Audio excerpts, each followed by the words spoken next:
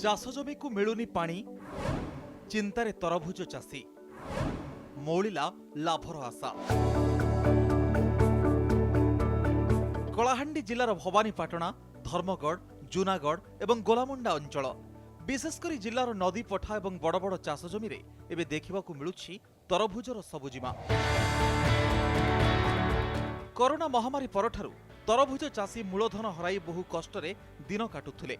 चलित वर्ष परिस्थिति सुधुरिब एवं दी पैसा लाभ पाइबे बोली आशा रखिथिले चाषी, किंतु ए आशा एबे आशंकारे परिणत होईछि।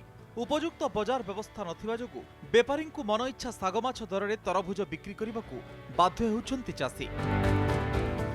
वर्ष लगी लाभ नहीं हेबा, पाग अलगा ही गला, बिक्री बटा नहीं हेबा, खर्चा अधिका ही जीजे तो आगे वर्ष लॉस ने पड़वा पड़ुचे।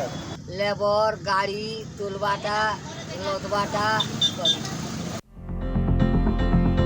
तरभुज चाषींकर समस्या केवल बजार रे सीमित नहीं।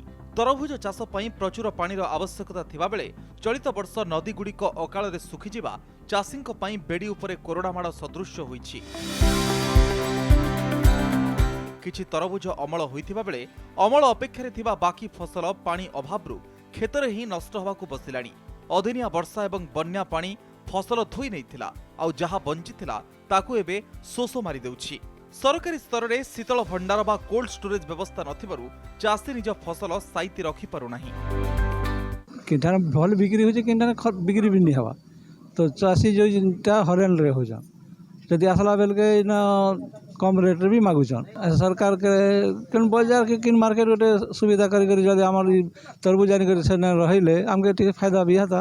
ए तरभुजटा आमर अंचल रो चाषी भाई माने ठीक खरा समय रे निजे उत्पादन करि पारुछन, किंतु दुखर विषय जे तांकर लागि कोनोसी सुविधा नै ना रगवा लागि।